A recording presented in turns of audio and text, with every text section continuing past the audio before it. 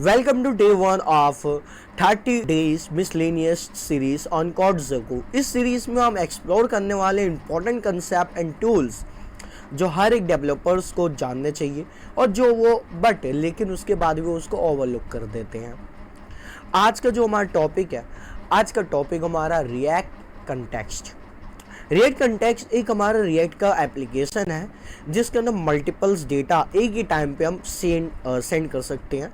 इसका एग्जांपल हम कहाँ पे यूज़ करते हैं? ऑथेंटिकेशन स्टेट में, थीम में, यूज़र इन्फॉर्मेशन के अंदर स्टोर करने में। और ये हमारी एक प्रॉब्लम है, उसको सॉल्व करता है। उस प्रॉब्लम का नाम है प्रॉप ड्रिलिंग। तो मैं आपको ऐसे बिल्कुल नहीं पढ़ाने वाला, क्योंकि हम सबसे पहले अच्छे से पढ़ने वाले कि कंटेक्स्ट, रिएक्ट कंटेक्स्ट है क्या। उसके बाद हम ये सारी प्रॉप ड्रिलिंग और ये कैसे सॉल्यूशन करता है इसका, उस सब के बारे में हम पढ़ने वाले हैं। तो सबसे पहले जो टॉपिक हमारा रिएक्ट कंटेक्स्ट है क्या। रिएक्ट कंटेक्स्ट एक फीचर है, इट इज़ अ फीचर। ये हमारे एक फीचर है इन रिएक्ट के अंदर। एक हमको एक फीचर दिया जाता है, इनबिल्ट फीचर है, और जो हमको अलाउ करता है, डेट अलाउस, ये हमको अलाउ करता है डेटा को कैसे डेटा टू बी, इसको हम कैसे शेयर कर सकते हैं। To be share, data to be shared between, क्योंकि हमको ये शेयर करना है किन के बीच में, बिटवीन कंपोनेंट्स, क्योंकि हमारी सारी जो बातचीत रहती है वो सारी कंपोनेंट्स के अंदर रहती है। और कंपोनेंट्स के अंदर ये जो हमारा जो डेटा वो कैसे शेयर होता है उसकी हम बात करने वाले हैं। तो हम ये शेयर करते हैं, लेकिन शेयर करने में तो हमको एक और तरीका मालूम है, वो है पासिंग प्रॉप्स। भैया हम प्रॉप्स को हम पास कर सकते हैं, लेकिन इसके अंदर प्रॉप्स को पास नहीं करते हम मैन्युअली एट एवरी लेवल। हम किसी भी लेवल पे हम प्रॉप्स को पास नहीं करते मैन्युअली। इसके अंदर हम सिर्फ यूज़ करते हैं एक फ़ीचर का, रिएक्ट के अंदर जो पहले से इनबिल्ट फीचर है, जो हमको अलाउ करता है डेटा को शेयर करने के लिए। डेटा हम शेयर कर रहे होते हैं कंपोनेंट्स के अंदर, बिटवीन कंपोनेंट्स, बहुत सारे कंपोनेंट्स के अंदर। वहाँ पे हम प्रॉप्स को मैन्युअली सेंड नहीं करते हैं। हाँ, और अगर मैं बात करूँ नॉर्मली रिएक्ट का जो डेटा है, जो फ्लो रहता है, वो कैसा रहता है। नॉर्मली जो रिएक्ट का जो फ्लो रहता है वो कैसा रहता है, आपसे रहता है फ्लो, कि सबसे पहले हमारा जो पेरेंट आता है, पेरेंट उसको फ्लो को सेंड करता है, मतलब जो भी उसको जो डेटा मिलता है वो डेटा सेंड करता है किसको, चाइल्ड को। वो चाइल्ड को या चिल्ड्रन को सेंड करता है, और यही डेटा वो फिर चिल्ड्रन उसको कंज्यूम करता है। लेकिन अगर मेरे पास बहुत सारा ऐसा डेटा हो, बहुत सारे कंपोनेंट्स है, उसके अंदर मुझे सेंड करना है, तो उस केस के अंदर हमारे पास एक प्रॉब्लम आती है, डिफ़िकल्टीज आती है कि हम बार बार एक ही डेटा बार बार सेंड करते जा रहे हैं। और ग्लोबल, इससे अच्छा हम क्या करते हैं, हम ग्लोबल वे में उसको शेयर कर देते हैं डेटा को। हर एक कंपोनेंट ट्री के अंदर हम क्या करेंगे, कंटेक्स्ट नाम की एक फ़ाइल बनाएंगे, और उसमें रिएक्ट कंटेक्स्ट को हम यूज़ करेंगे, और उसको हर जगह हम शेयर कर सकते हैं, हर जगह ग्लोबली रूप से यूज़ कर सकते हैं। और इससे हमारी जो प्रॉब्लम होती है प्रॉप ड्रिलिंग की, वो बच जाती है। Why React context is use, React का जो रिएक्ट कंटेक्स्ट है उसको हम यूज़ ही क्यों करते हैं? तो भाई इससे सिंपल एक प्रॉब्लम होती है, उसको बचने के लिए हम यूज़ करते हैं। उस प्रॉब्लम का नाम है प्रॉप ड्रिलिंग। अब बेसिकली प्रॉप ड्रिलिंग है क्या? लेट्स से मैं आपको एक एग्जांपल देता हूँ। लेट्स से हमारे पास एक ऐप है, ऐप के अंदर हमारा जो ऐप का मतलब ये हमारा बेसिकली जो ऐप कंपोनेंट होता है उसकी बात कर रहा हूँ। उस ऐप के अंदर बेसिकली हमने एक डैशबोर्ड बनाया। जैसे ही यूज़र लॉगिन करता है और डैशबोर्ड के अंदर उसकी इन्फॉर्मेशन चली जाती है कि यूज़र ने लॉगिन कर चुका है। और ऐसे हमने एक साइड बार बनाया कि जैसे यूज़र लॉगिन कर देगा उसके अंदर साइड बार के अंदर चीज़ें ऐड हो जाएगी, भैया यूज़र की प्रोफाइल वोफाइल सब। तो हमको यहाँ पे अब तुम्हें ये भी दिखने वाला है कि भैया यूज़र की प्रोफाइल क्या है, और यूज़र की प्रोफाइल के अंदर हमको वहाँ पे अवतार भी दिखने वाला है, उसका अवतार, जो भी उसका अवतार होता है वो सब दिखने वाला है। तो इसके अंदर हम क्या कर रहे हैं, हम पहले ऐप के अंदर ऐप से हम उसको डैशबोर्ड में दे रहे हैं, डैशबोर्ड के अंदर फिर उसको हम उसको साइड बार में दे रहे हैं, साइड बार के हम उसको प्रोफाइल में दे रहे हैं, फिर अवतार में दे रहे हैं। तो इसके अंदर हम बार बार हम एक ही चीज़ को, जो हमारा जो डेटा है और डेटा, वो हम किस डेटा की बात कर रहा हूँ मैं यहाँ पे इस एग्जांपल में यूज़र डेटा की बात कर रहा हूँ मैं। हमें यूज़र डेटा को बार बार नीचे प्रॉप ड्रिलिंग करते हैं। इसी चीज़ को हम प्रॉप ड्रिलिंग कहते हैं। इसके अंदर हम प्रॉप को बार बार नीचे भेजते जा रहे हैं, भेजते जा रहे हैं, भेजते जा रहे हैं। इससे जो हमारा कोड होता है वो बहुत ज़्यादा मैसी हो जाता है, और जो भी गुड कोडर होता है, जो अच्छे कोडर होते हैं, जो एक्सपीरियंस कोडर होते हैं, मैसी चीज़ें हैं कि मैसी चीज़ उनको चाहिए नहीं, और ये हमारा हार्ड हो जाता है, हार्ड टू मेंटेन और मैनेज। ये हमारा हार्ड हो जाता है मेंटेन करना, क्योंकि आपने अगर एक जगह चेंज करना है तो हर जगह आपको चेंजेस करने पड़ेंगे, यहाँ पे, फिर यहाँ पे, और यहाँ पे भी, और यहाँ पे भी। जो तीसरी चीज़ जो हमारी इंपॉर्टेंट में आती है, और थर्ड थिंग आती है हमारी कि ये डिफ़िकल्ट टू स्केल हो जाता है, क्योंकि हम जो ऐप बनाते हैं, वेब ऐप हमारी जो बनती है वो हमारी इसलिए बना जाती है कि हम उसको स्केल कर सकें। अगर वो स्केल ही नहीं कर सकेंगे तो हमारी वेब ऐप काम की नहीं है। प्रॉप ड्रिलिंग से बचने के लिए रिएक्ट कंटेक्स्ट हमें मदद कैसे करता है? बेसिकली हमको ये अलाउ करता है, हम यहाँ पे इससे हम डायरेक्ट एक्सेस ले सकते हैं। We can get the direct access to data. हम जो डायरेक्ट एक्सेस ले सकते हैं डेटा का विदाउट पासिंग एनी प्रॉप्स,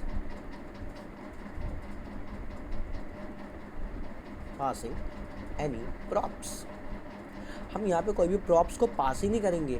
हम यहाँ पे यूज़ करेंगे ग्लोबल स्टेट का। हम इसके अंदर एक ग्लोबल स्टेट बना देंगे। ग्लोबल स्टेट वो किसका? यूज़र डेटा का। और इस यूज़र डेटा को हम पूरे अपने रिएक्ट ऐप के अंदर हर जगह यूज़ कर सकते हैं, एक context.jsx बना के। तो इसको कैसे यूज़ करते हैं, कैसे कहाँ यूज़ करते हैं? अभी सबसे पहला हमारा जो क्वेश्चन है वो कहाँ यूज़ करते हैं, तो सबसे पहले हम धीरे धीरे आगे बढ़ते थे। सबसे पहले हमने पढ़ा था रिएक्ट कंटेक्स्ट है क्या। रिएक्ट कंटेक्स्ट हमारे एक ऐसे रिएक्ट का एक फीचर है जो हमको अलाउ करता है डेटा को शेयर करने में बहुत सारे कंपोनेंट्स में without passing cross manually at every level. किसी भी लेवल पे हम बार बार मैन्युअली पास नहीं करेंगे, हम जहाँ पे हमको चाहिए हम वहाँ पे सीधा यूज़ कर लेंगे उसको। और इससे हमारी एक प्रॉब्लम होती थी, उस प्रॉब्लम को हम सॉल्व करना सीख गए हैं। उस प्रॉब्लम की हमारी प्रॉप ड्रिलिंग, उसको सॉल्व हमने इस रिएक्ट कंटेक्स्ट ने इसको सॉल्व कर दिया था। देन बात करते हैं हम कि हमको कहाँ कहाँ यूज़ करना होता है। जैसे कि आप जानते हैं कि आपने बहुत सारी चीज़ आपने करी होगी। लेट्स मैं आपको कॉमन यूजेस बताता हूँ जहाँ पे आपने यूज़ करा होगा अगर आपने वेब रिएक्ट एप्लीकेशन आपने बनाई है। जैसे कि सबसे पहले जो यूज़ होता है इसका, सबसे पहले यूज़ होता है ऑथेंटिकेशन के अंदर। ऑथेंटिकेशन जो आप लॉगिन का बटन दिखा रहा है, फिर लॉगिन करने के बाद वहाँ पे लॉगआउट का बटन दिखाएगा, यहाँ यूज़ होता है। एंड देन थीम के अंदर यूज़ होता है। जैसे कि आपने देखा कि आप जैसे कि यूज़र ने डार्क या लाइट थीम चूज़ करी है तो उसके हिसाब से पूरा जो रिएक्ट ऐप था हमारा, उसकी रिएक्ट ऐप की चेंजेस होगी। एंड देन लैंग्वेज सेटिंग होती है। लैंग्वेज सेटिंग लेट्स से कि जो यूज़र है उसने लैंग्वेज चेंज करी है तो पूरे रिएक्ट ऐप के अंदर उसकी लैंग्वेज चेंज होनी चाहिए। और हर एक रिएक्ट ऐप के अंदर आप बार बार हर एक कंपोनेंट के अंदर एक लैंग्वेज प्रॉप नहीं दे सकते। हम यहाँ पे यूज़ करते हैं ग्लोबल स्टेट का, इसलिए हम ग्लोबल स्टेट का यूज़ करते हैं। और लेट्स से अगर आपको कोई भी कॉन्फ़िगरेशन पहले से सेट करनी है तो हम वहाँ पे ग्लोबल कॉन्फ़िग का यूज़ कर सकते हैं। हर जगह बार बार भी यूज़ नहीं करना पड़ेगा हमको, हर एक कंपोनेंट्स के अंदर हम सीधा ऐसे यूज़ करते हैं। नेक्स्ट भैया यूज़र प्रोफाइल के अंदर बहुत ज़्यादा यूज़ करते हैं हम इसका। And 6 point shopping cart. Let's say अगर आपको कोई ई कॉमर्स वेबसाइट बनानी है, ई कॉमर्स वेब एप्लीकेशन बनानी है, उसके अंदर आपके पास एक लिस्ट बनी होती है यूँ करके। आपके पास लिस्ट होते हैं यहाँ पे बहुत सारी धीरे धीरे, जैसे कि आपको ये पेन चाहिए, कोई नोटबुक चाहिए, कुछ भी आपको कुछ भी चाहिए, लैपटॉप चाहिए, यूँ करके लिस्ट आती है आपके पास। उस लिस्ट के अंदर से आपको ऐड टू कार्ट वाला बटन आपको दिख रहा होता है ऊपर ही आपको यहाँ पे बिल्कुल दिख रहा होता है, यहाँ पे एक कार्ड का बटन, कार्ड, और यहाँ पे ऐड टू कार्ड होता है। और जैसे आप कार्ड पर क्लिक करते हो, जैसे मुझे ये चाहिए add to card, add to card, add to card, तो यहाँ पे जो हमारा जो कार्ड का आइकन होता है उसके ऊपर जो 1 2 3 वो चेंजेस होते रहते हैं। तो ये चेंजेस भी हमारे ग्लोबल लेवल पे होते हैं। और फिर जैसे आप ऐड टू कार्ड यहाँ पे जो कार्ड पे क्लिक करते हो तो आपको यहाँ से क्या दिखती है, आपको कार्ड की एक पूरी लिस्ट दिख जाती है कि आपने ये वाला आइटम खरीदा, ये वाला आइटम खरीदा, ये वाला आइटम खरीदा, ये वाला आइटम खरीदा। तो ये पॉसिबल हो पाया, ये सब चीज़ें जो पॉसिबल हो पाई है बिल्कुल रिएक्ट कंटेक्स्ट के कारण। और ये सारी चीज़ें हम वहाँ पे हम यूज़ करते हैं। आपको रिएक्ट एप्लीकेशन के अंदर ये सब यूज़ करोगे क्योंकि आप बेसिकली सिंपल आप प्रोफाइल ऐप तो बना देने वाले, आप ये सभी बनाने वाले हो। जैसे शॉपिंग ऐप हो गया, बहुत अच्छा प्रोजेक्ट आप बनाने वाले हो, उसके अंदर आपका रिएक्ट कंटेक्स्ट का यूज़ होता है। और रिएक्ट फॉर एग्जांपल एक कॉम्प्लेक्स स्टेट मैनेजमेंट सिस्टम है आपका, और इसको बिल्कुल फास्ट करना है क्योंकि रिएक्ट कंटेक्स्ट भी कहीं मार खा जाता है, ये भी स्लो हो जाता है। तो आप यूज़ कर सकते हैं रिडक्स का यूज़ कर सकते हैं। और एक और होता है तो हमारा जस्ट स्टैंड का यूज़ कर सकते हैं, और वन मोर थिंग, रिकॉयल का यूज़ कर सकते हैं। एक रिकॉयल होता है उसका यूज़ कर सकते हैं। और बहुत सारी जो हमारे जो मार्केट में फेमस है वो हमारा रिडक्स है और जस्ट स्टैंड है, ये बहुत ज़्यादा यूज़ किया जाता है। और इनके बारे में हम किसी और वीडियो में बात कर सकते हैं, क्योंकि हमारे पास डे 30 तक बचे हुए हैं। लेकिन जो हमारा इंपॉर्टेंट है रिएक्ट कंटेक्स्ट, स्टूडेंट्स को समझ में नहीं आता है कि रिएक्ट कंटेक्स्ट होता क्या है। एंड देन अगर उनको समझ में आ जाता है कि प्रॉप डीलिंग से बचाता है, तो ये कहाँ उनको ये समझ में नहीं आता है कहाँ पे यूज़ होता है। और ये यूज़ होने वाली पूरी जो बात है, पूरा जो एग्जांपल्स है, पूरे मैं आपको एग्जांपल लेके बताने वाले हूँ, पूरी कोडिंग करके देखने वाले हैं कि ये हम एग्जांपल लेने वाले हैं और डाटा का, कि हम वही नैप बार वाले में आपका एग्जांपल देने वाले हूँ पूरा अच्छे से, कि आप नैप बार के अंदर जैसे आप रिएक्ट कंटेक्स्ट यूज़ करते हैं वहाँ पर चेंजेस दिखा देता है, लेकिन अगर उसका यूज़ नहीं करोगे तो वहाँ पर चेंजेस नहीं दिखाएगा लॉगिन करने के बाद भी। तो फिर अब हम बढ़ते हैं कोड की तरफ। तो लेट्स गेट स्टार्टेड। तो हम आगे देखते हैं भैया एग्जांपल, हमारे देखने वाले एग्जांपल। और मैं यहाँ पे यूज़ करने वाला हूँ इस चीज़ का कि मेरे पास तो भैया मेरे पास रिएक्ट टेलविंड का पैक पड़ा हुआ है, और मैं आपको डिस्क्रिप्शन में इसके लिंक पे दे दूँगा, वहाँ पे जाके इसको सीधा डाउनलोड कर सकते हैं, जैसे कि मैं आपको दिखाऊंगा कैसे इसका यूज़ करना है। अब जैसे लिंक पे क्लिक करोगे आप इस वाले पेज पे आ जाओगे। आपको बेसिकली करना क्या है, इस वाले कोड पे जाना और यहाँ से इसको डाउनलोड कर लेनी है। ये जिप फाइल को डाउनलोड हो जाएगी।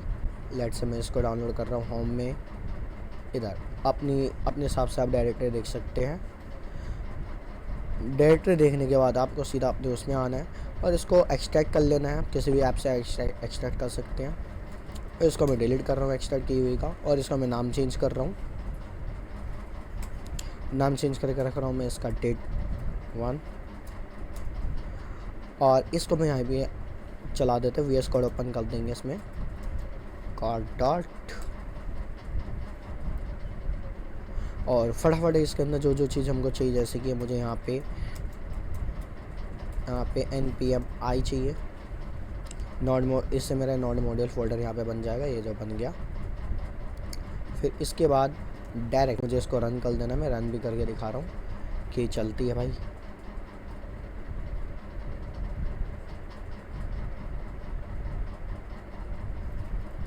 npm run def मेरे इस वाले पोर्ट नंबर पे चल जाएगी। लेट्स से देखो ये मेरा सब कुछ चल रहा है। अब नाउ अपनी कोडिंग को चालू करते हैं। मैं अभी के लिए इसको स्टॉप करता हूँ और नाउ देखते हैं कि मैं सबसे पहले धीरे धीरे करके चीज़ें बनाऊँगा। लेट्स से मैं सबसे पहले बताता हूँ कि आपको मुझे मुझे फाइल स्ट्रक्चर जानना होगा कि मुझे फाइल स्ट्रक्चर में क्या चाहिए। मैं सोर्स के अंदर, आप जानते हैं आप सोर्स के अंदर क्या बनाओगे, आप सोर्स के अंदर कंपोनेंट नाम का एक फ़ोल्डर बनाते हैं। कंपोनेंट्स नाम का एक फ़ोल्डर बनेगा, और कंपोनेंट्स के अंदर मैं एक फ़ाइल बनाने वाला हूँ नैप बार नाम से JSX। और मैं यहाँ पे एक पेजेस नाम का एक फ़ोल्डर बनाऊँगा जिसके अंदर मेरे पेजेस होंगे, पेजेस। और पेजेस के अंदर मेरी 2 फाइल्स होगी, एक होगा मेरा लॉगिन पेज, दूसरा होगा डैशबोर्ड पेज।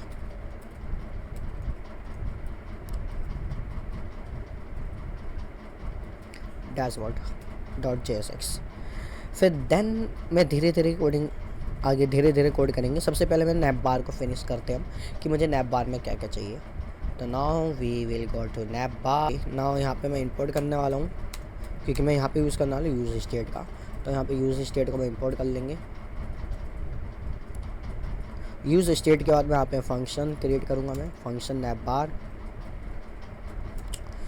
नैप बार क्रिएट करने के बाद यहाँ पे हम रिटर्न कर देंगे, जैसे आप जानते हैं। और इसके अंदर एक नैप बनेगा। फिर इसके बाद हम क्या करते थे, इसको एक्सपोर्ट कर देते हैं। बिल्कुल ठीक, हमारा बेसिकली जो ढांचा है कंपोनेंट का वो बन गया है। और यहाँ पे मुझे क्या यूज़ करना है, यूज़ रिएक्ट का यूज़ स्टेट का यूज़ करना है। तो इसके अंदर मैं यहाँ पे बनाता हूँ मैं कॉन्स्ट यूज़र। आप कौन सी यूज़र के अंदर मैं यूज़ स्टेट का यूज़ करूँगा, जिसके अंदर मैं वैल्यू डाल रहा हूँ अभी के लिए नल। एंड देन यहाँ पे नैप के अंदर कुछ CSS डालेंगे। नैप के अंदर CSS डालने से पहले मैं आपको सिंपल बता देता हूँ कि मुझे क्या क्या करना है। CSS बाद में ऐड करते रहेंगे। पहले मुझे एक H1 हेडिंग चाहिए, जो मैं अपना लोगो बताने वाला हूँ। लेट्स मैं अभी के लिए रैंडम नेम ले लेता हूँ। रैंडम नेम है मेरा code next LMS। Okay, and then मुझे यहाँ पे एक यूज़र के ऊपर मैं कंडीशन लगाऊंगा, अगर अगर मेरा यूज़र लॉगिन है तो यहाँ पे जाऊँगा, अगर लॉगिन नहीं है तो नीचे उसका लॉगिन का बटन दिखाऊंगा। तो वही मैं काम यहाँ पे करने वाला हूँ। तो मैंने यहाँ पे ये तो डाल दिया कि यूज़र मैंने ब्रैकेटों को गलत डाल रखे हैं। यहाँ पे ब्रैकेट ये आएगा, यूज़र आएगा, एंड देन ये आएगा, और फिर देन ये, अगर नहीं तो ये न्यू करके। और सबसे पहले यहाँ पे मैं कोड लिख रहा हूँ, मैं यहाँ पे मैं स्पेन के अंदर डाल रहा हूँ चीज़ें। अगर वो लॉगिन है तो उसको क्या क्या देखना चाहिए, स्पेन के अंदर उसका देखिएगा वेलकम,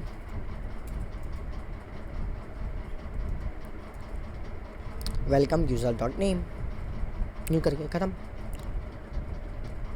और अगर उसने लॉगिन नहीं कर रखा तब मैं उसको एक बटन दिखाने वाला हूँ कि भैया बटन है लॉगिन का, कि भैया लॉगिन कर लियो। ये रहा, बढ़िया। ना मेरा जो ढांचा है, जो मुझे बनाना चाहता था वो मेरा बन चुका है, जहाँ तक मुझे लग रहा है। हाँ, ये जो मुझे चाहिए था वो आ चुका है। ना बस एक इसके CSS ऐड करनी रहेगी है, इसलिए मैंने यहाँ पे आपको टेलविन की फ़ाइल दे रही है जिसमें आपको बिल्कुल इनलाइन CSS का यूज़ कर सकते हैं हम। जैसे कि मैंने डाला flex, justify between, item centre, and मैंने पैडिंग दे दी X से 8 और Y से लेट से मैंने Y से दे दी 4 पैडिंग। एंड देन मुझे बैकग्राउंड चाहिए, मैंने BG ब्लू यूज़ करा है यहाँ पे, ब्लू 600। और यहाँ पे मैं टेक्स्ट यूज़ करने वाला हूँ white. Okay, and then H1 में है, H1 में भी हम कुछ CSS लगाएंगे। तो क्लास नेम, और यहाँ पे मैं यहाँ पे यूज़ करने वाला हूँ टेक्स्ट, मेरा एक्सेल होना चाहिए, और फॉन्ट मेरा बोल्ड होना चाहिए, फॉन्ट बोल्ड। एंड देन देखते हैं स्पेन के अंदर में, मुझे लगता नहीं मुझे कुछ डालना चाहिए, लेकिन वह बटन्स को थोड़ा सुंदर बनाएंगे।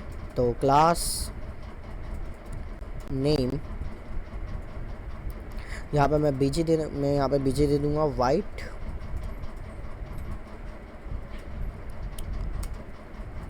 Text blue 600, and then PX2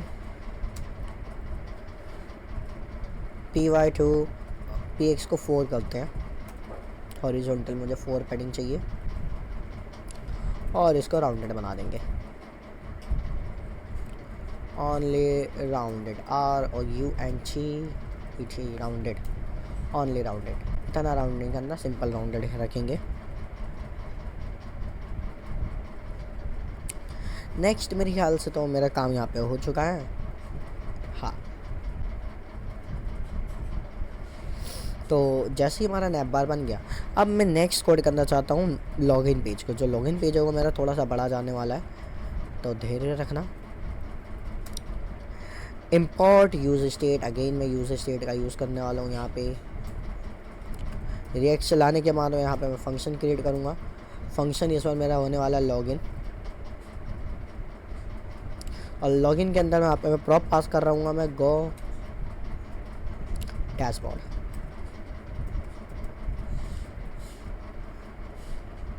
go dashboard का मैंने यूज़ कर लिया, एंड देन मैं सीधे यहाँ पे रिटर्न करने वाला हूँ। जो भी हमारी चीज़ें होगी वो मैं बना दूँगा, जो मुझे चाहिए। और रिटर्न के अंदर मैं यहाँ पे एक डिव यूज़ करूँगा। मैं सबसे पहले वापस से CSS इसको छोड़ के बाकी हर चीज़ लिख दूँगा। डन, चलो डन। तो यहाँ तक उसने बोला भैया कि ये आपने डिफ़ाइन करा लेकिन यूज़ नहीं करा, यूज़ स्टेट भी आपने डिफ़ाइन करा, यूज़ नहीं करा।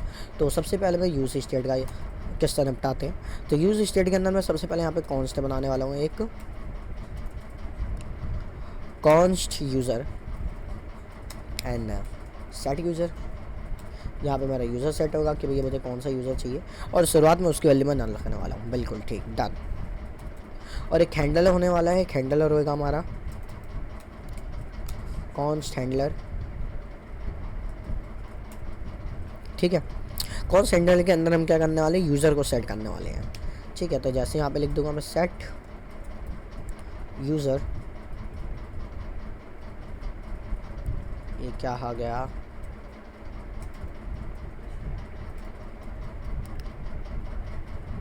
सेट यूज़र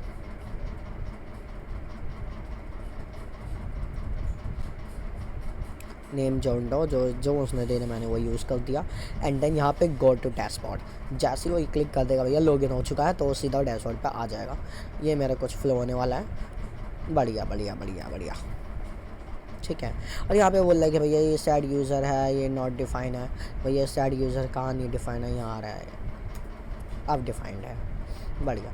अब इनका यूज़ करने वाले हैं, इनका यूज़ देखते हैं कैसे कैसे करेंगे। मैं एक डिव के अंदर एक और डिव बनाने वाला हूँ।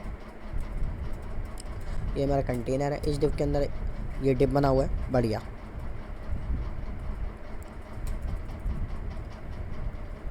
बढ़िया, मैं अभी के लिए इसको ई की लाइन में रखेंगे। एक डिव बनाएंगे इस डिव के अंदर मैं यहाँ पे हेडिंग रखने वाला हूँ। लेट्स से मैं यहाँ पे हेडिंग रखूँगा H2 heading. Then H2 heading के बाद H2 हेडिंग में यहाँ पे लिख दूँगा मैं लॉगिन। बढ़िया बढ़िया, लॉगिन। और जैसे मैंने बोल दिया कि भाई लॉगिन करना है तो लॉगिन करने के लिए एक बटन भी देना होगा। मैंने उसको बटन भी दे दिया है, जो इसने मुझे पहले से बनाया बटन दिया है। तो एक बार मैं देख लूँगा कि इसने मुझे बटन कैसा दिया है। ठीक है, इसने बटन कैसा दिया है, मुझे बटन दे रखा है। बटन के अंदर ऑन क्लिक करके क्या मैं यहीं पे जाने वाला हूँ, हैंडल लॉगिन। बिल्कुल ठीक, जो मैंने ऊपर यहाँ पे बनाया उसका यूज़ हो चुका है। एंड देन यहाँ पे मुझे जो चाहिए था, मुझे लॉगिन का पता नहीं चाहिए था, लॉगिन एज जॉन डो। बिल्कुल ठीक, ये भी मैंने लिख दिया है। बढ़िया। एंड देन मुझे नहीं लगता कि मुझे और कुछ चाहिए। मुझे CSS देखो मैंने यहाँ पे लगा दी, CSS में एंडिंग में यूज़ करता है लेकिन मैंने यहाँ पे लगा दी है। क्या मेरी CSS ठीक है, एक बार मैं देख लेता हूँ CSS क्या क्या लगाई है इसने सिंपल CSS लगाई है कि बटन का BG ब्लू होने चाहिए, वाइट, और ये राउंडिंग वाउंडिंग ये सब दे रखी है इसने। बढ़िया, लेकिन मुझे ये वाली CSS नहीं चाहिए, हल्की सी अलग मुझे CSS चाहिए, वो मैं CSS यूज़ कर लूँगा जो मुझे CSS चाहिए। मैं बैकग्राउंड ब्लू तो रखना चाहता हूँ BG ब्लू, लेकिन जो मेरी विथ होएगी, मैं यहाँ पे विथ भी डिफाइन कर रहा हूँ। जो मेरी विथ होनी चाहिए वो मेरी फुल होनी चाहिए। बढ़िया। और टेक्स्ट मेरा वाइट होनी चाहिए, टेक्स्ट वाइट पहले से ही है। और PX2 राउंडेड, PY2 राउंडेड, हाँ बिल्कुल ठीक, राउंडेड। और मैं PX नहीं देने वाला इधर। ओके, मेरे ख्याल से सब कुछ हो चुका है। और जहाँ जहाँ मेरी CSS चाहिए वहाँ पे मैं CSS फटाफट लगा देता हूँ। जैसे कि मुझे यहाँ पे एक चाहिए CSS, तो class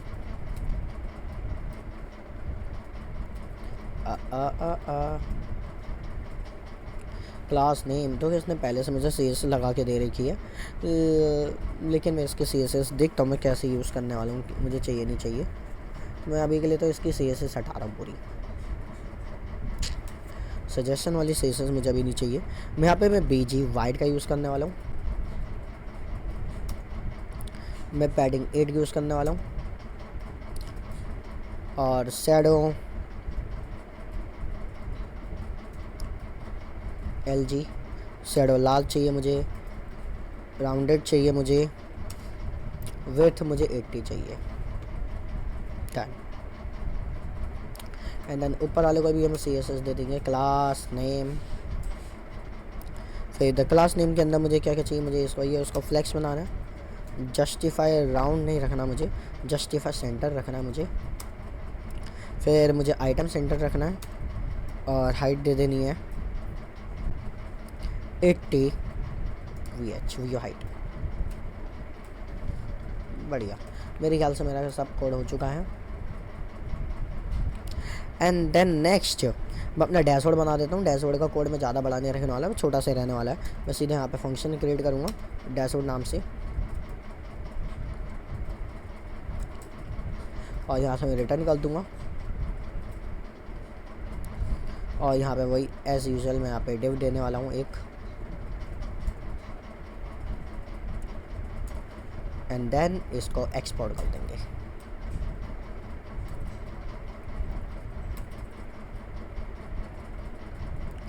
export default.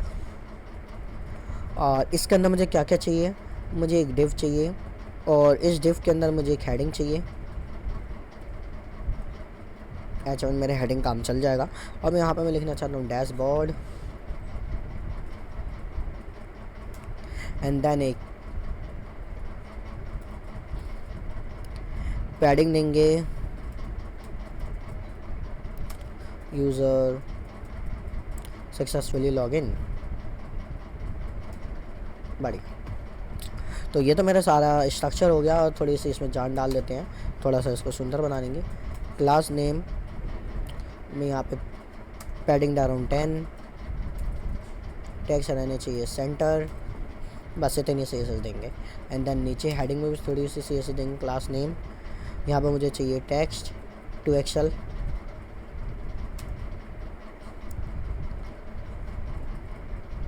Text two XL, font bold,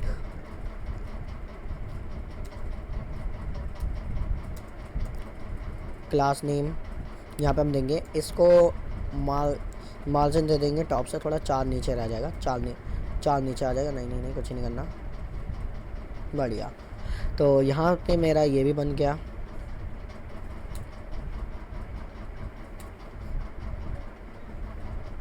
बढ़िया। तो नेक्स्ट स्टेप मेरा क्या रहने वाला होगा? नेक्स्ट स्टेप मेरा सिर्फ ऐप के अंदर मुझे सारी चीज़ें अब लगानी है app.jsx के अंदर। तो इसको मैं थोड़ा सा हटाएंगे। app.jsx के अंदर पहले तो इसको हटाऊंगा मैं, ठीक है। देन यहाँ पे मुझे कुछ इंपोर्ट करनी होगी। मेरी इंपोर्ट और CSS के अंदर कुछ है नहीं, ये खाली है बिल्कुल, ठीक है। मुझे यहाँ पे इंपोर्ट इसकी भी ज़रूरत नहीं है, इसको भी हटाएंगे। और यहाँ पे मैं इंपोर्ट करने वाला हूँ बहुत सारी चीज़ें, जैसे कि सबसे पहले मैं इंपोर्ट करने वाला हूँ use state,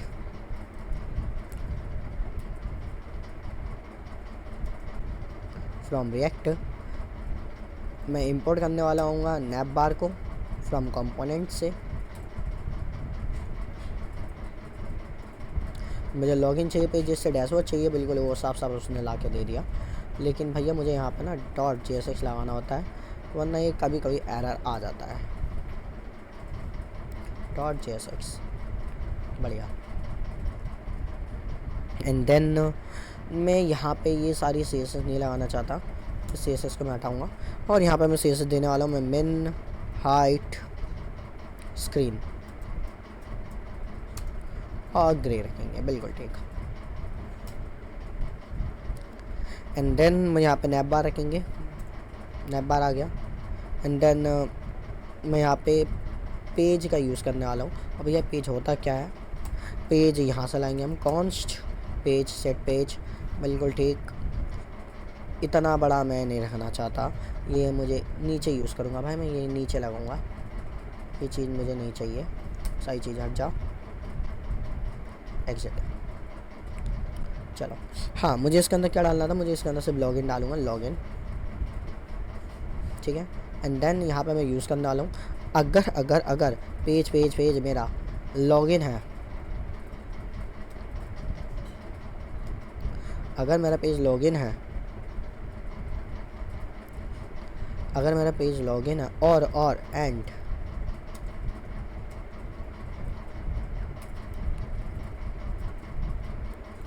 and login go to dashboard हो जाएगा। सेट पेज मैंने यहाँ पे कर दिया डैशबोर्ड को, ठीक है। देन पेज यहाँ पे अगर मेरा डैशबोर्ड है तो डैशबोर्ड से दिखाएगा, बिल्कुल ठीक बिल्कुल ठीक। तो मैंने अब यहाँ पे फ्लो क्या है, फ्लो समझना। फ्लो मेरा ये है, जैसे पहले तो वो सीधा नैप बार और लॉगिन का पेज दिखाएगा। अगर लॉगिन का पेज लॉगिन हो चुका है डैशबोर्ड, उसको चेंज कर देगा डैशबोर्ड के अंदर और डैशबोर्ड मेरा चेंज हो जाएगा इसके अंदर, फिर मेरे ये दिखने लग जाएगा, ठीक है। Done done done done. पहले वो स्टार्टिंग में लॉगिन है, लॉगिन इन द सेंस मतलब पहले नैप बार देगा, फिर लॉगिन है, लॉगिन नैप बार के नीचे लॉगिन वाला चलेगा। ये वाला कॉम्पोनेंट नहीं चलेगा शुरुआत में, लेकिन जैसे मैं लॉगिन कर लूँगा लॉगिन वाला पेज गायब हो जाएगा और डैशबोर्ड वाला पेज आ जाएगा, ठीक है। तो जिस हिसाब से हम देख रहे हैं उस हिसाब से तो बिल्कुल सब चलना चाहिए। और चेक करते हैं ये सब चल रहा है नहीं चल रहा। ओके देखो, हाँ ये सब कुछ हमारा सब चल रहा है। यहाँ से मैंने बोला कि लॉगिन कर लो, यहाँ पे लॉगिन हो चुका है, लेकिन वहाँ पे अब भी लॉगिन का बटन दिखा रहा है, देख रहे हो, यही दिक्कत है, ठीक है। यहाँ पे लॉगिन करने के बाद भी यहाँ पर चेंज नहीं हो रहा। इसी दिक्कत को ठीक करने के लिए हम यहाँ पे रिएक्ट कंटेक्स्ट का यूज़ करेंगे, जिससे इसको हम फिक्स कर सकें। तो रिएक्ट कंटेक्स्ट के अंदर सबसे पहले हमको कंटेक्स्ट, एक सोर्स के अंदर ही कंटेक्स्ट नाम का फ़ोल्डर बनाना पड़ेगा, इसको फिक्स करना है। तो चलो पहले इस सारे फोल्डर को मैं काट देता हूँ, इनके अंदर चेंजेस करेंगे हम, लेकिन अभी नहीं। बढ़िया। तो सबसे पहले मैं एक फ़ोल्डर बनाने वाला हूँ इधर कंटेक्स्ट नाम से। आपको भी ऐसे ही यूज़ करना। सबसे पहले आपको कंटेक्स्ट नाम का फ़ोल्डर बना देना है। यहाँ पे मैं अभी के लिए ऑथ के लिए बना रहा हूँ तो मैंने ऑथ कंटेक्स्ट डाल दिया। आप जैसे अलग अलग चीज़ों के बना रहे हो आप अलग अलग चीज़ें यहाँ पर डाल सकते हैं, जैसे नोटिफिकेशन कंटेक्स्ट JSX।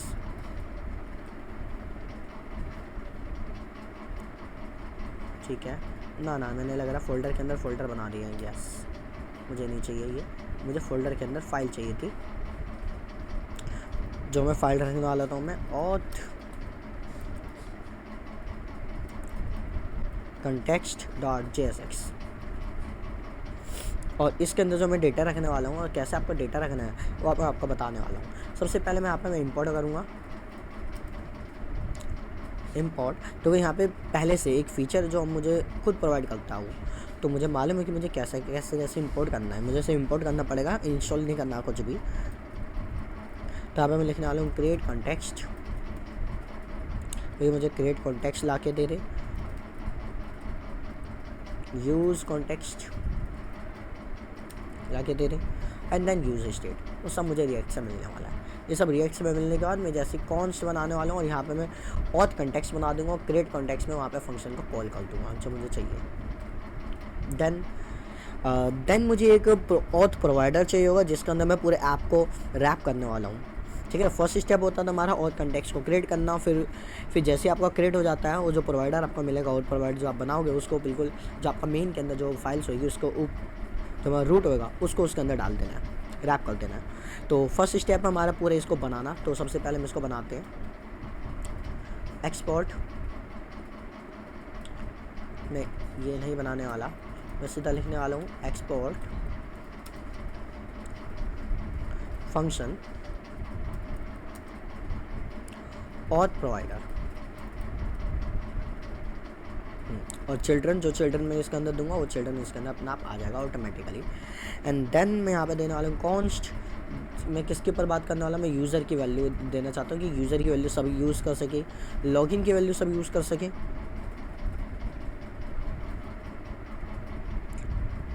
ओके, और मैं लॉगिन के अंदर कुछ फंक्शन दे देना चाहता, मैं लॉगिन के अंदर कुछ फंक्शन नहीं देना चाहता, लॉगिन के अंदर कुछ भी पैरामीटर नहीं देना चाहता। मैंने वहाँ पर लॉगिन पे उसको हटा दिया। सेट यूज़र में भी मैं कुछ फंक्शन दे दूँगा। यहाँ पे ये ऐसे करके कुछ दे रहा है, मैं सीधा यहाँ पर डायरेक्ट लिख लूँगा भाई। हाँ, डायरेक्ट ऐसे करके लिख लूँगा जैसे उसने दे भी दिया, बिल्कुल ठीक। एंड देन ऐसे लिखने के बाद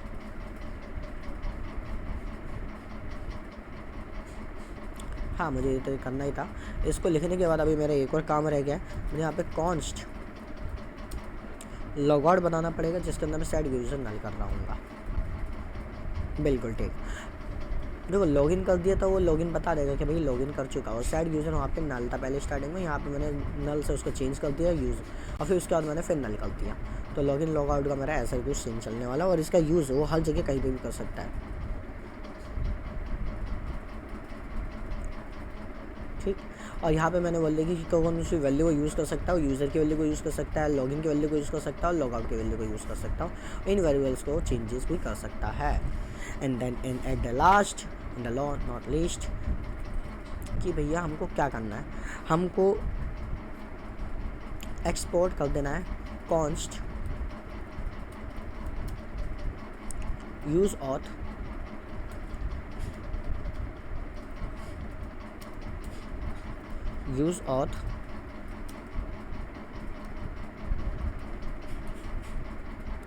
और फैट एरो फंक्शन, और इसके अंदर मैं देने वाला हूँ सीधा यूज़ कॉन्टेक्स्ट ऑथ कॉन्टेक्स्ट। बिल्कुल ठीक, यहाँ से मेरा सारा काम हो चुका है।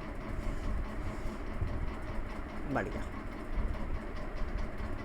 ये कुछ वार्निंग्स दे रहा है, वैसे हमारा कोड चलने वाला है, इसमें कोई दिक्कत नहीं है। अब कुछ जगह चेंजेस हमको करने पड़ेंगे। सबसे पहले चेंजेस होगा भैया मेन के अंदर, जैसे कि मैंने आपको बताया यहाँ पे हमारा जो स्टिक मोड के अंदर चल रहा है, स्टिक मोड के अंदर एक खास बात होती है कि हमको ये एरर बता सकता है हाथ क्या आती है, लेकिन मुझे अब स्टिक मोड के अंदर इसको नहीं रखना। स्टिक मोड का मैं हटा रहा हूँ, ठीक है। एंड देन मुझे यहाँ से कुछ चाहिए वो मैं लेके आता हूँ। लेट से मैं यहाँ पे लेके आता हूँ। देखो मुझे ये चाहिए नहीं तो इसको मैं हटा भी सकता हूँ, कोई दिक्कत नहीं है, ठीक है ना। और CSS भी मेरी लगी नहीं है तो उसकी भी मुझे कोई दिक्कत नहीं है। तो मुझे क्या चाहिए, मुझे इंपोर्ट करना है जो मैंने यहाँ पे और प्रोवाइडर बनाया था, मैं उसको यहाँ पे डालने वाला हूँ। और प्रोवाइडर इसके अंदर रैप हो जाएगा, बढ़िया। तो फर्स्ट एक अच्छा खासा मेरा काम हो गया कि और प्रोवाइडर को मैंने रैप कर चुका हूँ मैं, ठीक है ना। वो मेरा चल रहा है बिल्कुल ठीक है, अभी तक तो कुछ दिक्कत नहीं है। अब नैप बार के अंदर और थोड़ी बहुत छोटी छोटी जगह मुझे चेंजेस करने पड़ेंगे, जहाँ पे मैंने डायरेक्ट यूज़ स्टेट का यूज़ करा हुआ था, वहाँ पे मैं अब ये यूज़ स्टेट का चीज़ हटाने वाला हूँ। जैसे मैंने इसको हटा दिया और मैंने इसको भी हटा दिया। मुझे यहाँ पे इंपोर्ट करना है, हाँ तो वो मुझे बता भी रहा है कि मुझे इंपोर्ट करना है, ये चीज़ मुझे इंपोर्ट करनी है। इंपोर्ट करने के बाद मुझे कॉन्स्ट यूज़र लेके आना था, यूज़ कर दिया मैंने, बिल्कुल ठीक, कॉन्स्ट यूज़र।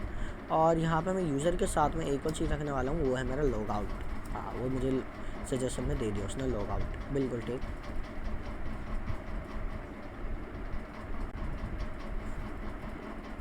बिल्कुल ठीक। और कहाँ मुझे यूज़ करना है, बटन के अंदर में यहाँ पे एक बटन होगा, हाँ ये रहा,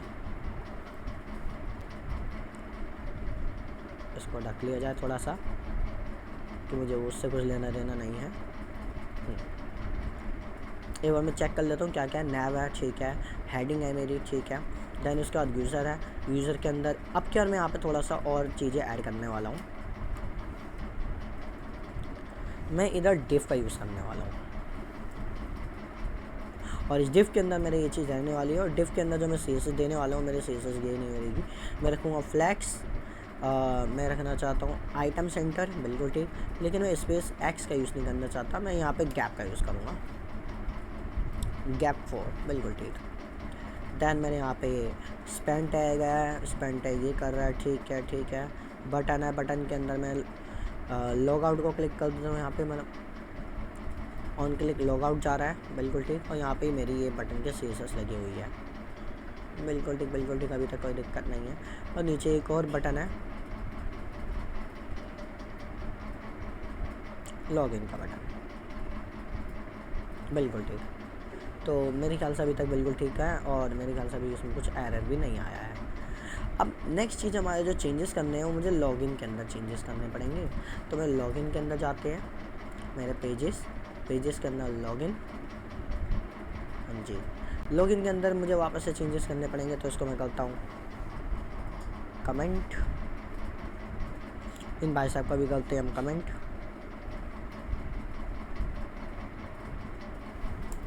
एंड देन अब इसको मैं यूज़ करता हूँ, जैसे कि मैंने अभी बताया था कि मैं यहाँ पे इसको लेके आऊँगा, तो मैं वापस से इंपोर्ट करूँगा। अब मुझे कुछ नहीं करना, मैं बार बार क्रॉप ड्रिलिंग नहीं कर रहा, मैं इस बार मैं इसके अंदर क्या काम कर रहा हूँ, मैं इसके अंदर उसी को बार बार चीज़ को लेके आ जा रहा हूँ। मैं सीधा वहाँ पे इंपोर्ट डालता हूँ और उस चीज़ को मैं यूज़ कर लूँगा, डन। जैसे मेरे यहाँ तक काम हो गया सारा काम, देखो वैसे ही मेरा AI अपने आप खुद कर दे रहा है ज़्यादातर छोटे मोटे काम तो। एंड देन मुझे क्या क्या चाहिए था, मेरा डिव है, बिल्कुल ठीक, ग्याला डिव है, ये मेरे हेडिंग है, ठीक है। और मैं इस बार हेडिंग के अंदर भी थोड़ी सी CSS डाल देंगे। हेडिंग में CSS ये डाले, मैं डालना चाहता हूँ टेक्स्ट एक्सेल, टेक्स्ट को थोड़ा एक्सेल कर दो, फ़ॉन्ट को बोल्ड कर दो, मार्जिन बॉटम दे दो 4 में भी ठीक रहेगा। टेक्स्ट सेंटर कर देंगे, बढ़िया, यहाँ तक मेरा काम ठीक है। फिर यहाँ पे मेरा बटन है, बटन में मेरा हैंडल लॉगिन फंक्शन को कॉल कर रहा है, वो ऊपर जा रहा है, बिल्कुल ठीक, बिल्कुल ठीक। और यहाँ से मेरा ये आ रहा है, तो मेरे ख्याल से सब कुछ ठीक है। और एक बार हम अब इसको चेक भी कर लेते हैं, इसका एक बार लॉगिन, ठीक है। जैसे कि देखो मैं यहाँ पे मैंने लॉगिन करा, लॉगिन करके मेरा नैप बार चेंज हो गया, बिल्कुल ठीक, मुझे यही चाहिए था, मैंने नैप बार चेंज होना चाहिए। तो यहाँ तक हमने देख लिया कि एग्जांपल हमने पूरा अच्छे से समझ लिया एग्जांपल से कि रिएक्ट कंटेक्स्ट कैसे काम करता है। अगर मैं आपको बताऊं कि वो बेसिकली करता क्या, सबसे पहले हम कंटेक्स्ट ऐप बनाते हैं, कंटेक्स्ट के अंदर सारा और कंटेक्स्ट के अंदर हमने सारा वो कोड लिख दिया, हमने डिफाइन कर दिया हमको कौन सा वेरिएबल का यूज़ करना है। And then second step is that हम मेन के अंदर उसको जाके ऐप को उसके अंदर रैप कर देते हैं। And third step we can consume it anywhere लेकिन इसके भी कुछ बेनिफिट्स और लिमिटेशंस हैं, उसको भी हम थोड़ा सा ध्यान रखेंगे, क्योंकि हमको अच्छे से अगर हमको कोडिंग करनी है तो हमको ये सब चीज़ें पता होनी चाहिए। लेट्स से सबसे पहली चीज़ है बेनिफिट्स के अंदर, ये प्रॉप ड्रिलिंग को तो बिल्कुल अच्छे से हटा देता है, स्ट्रक्चर कॉम्पोनेंट क्लीनर कर देता है, हमारा जो स्टेट शेयरिंग होती है आसान हो जाती है, और ग्लोबल स्टेट को अच्छे से मैनेज कर सकता है। और ये रिएक्ट का बिल्ट इन फंक्शन है, ये पहले से बना हुआ फीचर, हमको कुछ भी एक्स्ट्रा लाइब्रेरी डाउनलोड करने की ज़रूरत ही नहीं है। लेकिन लिमिटेशंस भी इसकी बहुत है, जैसे कि सबसे पहले लिमिटेशन है ये परफॉर्मेंस इशू दे सकता है। ओवर यूज़ अगर मैंने इसको कर दिया तो परफॉर्मेंस इशू भी मुझे दे सकता है। ये आइडल नहीं माना जाता कॉम्प्लेक्स स्टेट मैनेजमेंट में। एंड थर्ड इज़, अगर वो जब मेरे कंटेक्स्ट चेंजेस होएगा, मतलब जब मेरी वैल्यू जब चेंज होएगा, मेरे जब रीरेंडर होएगा, मेरी परफॉर्मेंस इशूज़ पे आ जाएगी पूरी बात ही। एंड देन अगर ये मेरे एक लार्ज ऐप है उसके अंदर ये हार्डर बना देता कोड को कि मेरे पास बहुत सारी कंटेक्स्ट फाइल्स हो जाएंगी, उनके अंदर कौन सी वैल्यू को कैसे चेंजेस करने हैं, इसलिए। एंड देन इसको सॉल्व करने के लिए हमारा न्यू एक हीरो आता है, इस हीरो का नाम है रिडक्स। ये हमारा बिल्डिंग फंक्शन बिल्कुल नहीं होता, कंटेक्स्ट होता है, ये नहीं होता। एंड देन अगर मैं बात करूँ सेटअप की, सेटअप हमारा कंटेक्स्ट आसान है, आसान का इन द सेंस मतलब 3 स्टेप्स के अंदर हमारा काम हो जाता है, लेकिन रिडक्स के अंदर कॉम्प्लेक्स है। एंड बेस्ट अगर मैं बोलूँ कि कंटेक्स्ट आपको कब यूज़ करना चाहिए, अगर आपकी स्मॉल ग्लोबल स्टेट है वहाँ पे आपको यूज़ करना, आप कंटेक्स्ट यूज़ करो, कोई दिक्कत नहीं। लेकिन रिडक्स कहाँ पे यूज़ करना चाहिए, जब लार्ज एप्लीकेशन होती है, जैसे आप कंपनी लेवल पे काम कर रहे हो, तो आपको वहाँ पे लार्ज एप्लीकेशन में रिडक्स का यूज़ करना चाहिए। और परफॉर्मेंस क्योंकि रिडक्स की बेटर ऑप्टिमाइज होती है और कंटेक्स्ट की मॉडरेट होती है। तो यही हमारा डे 1 था। Thank you for watching.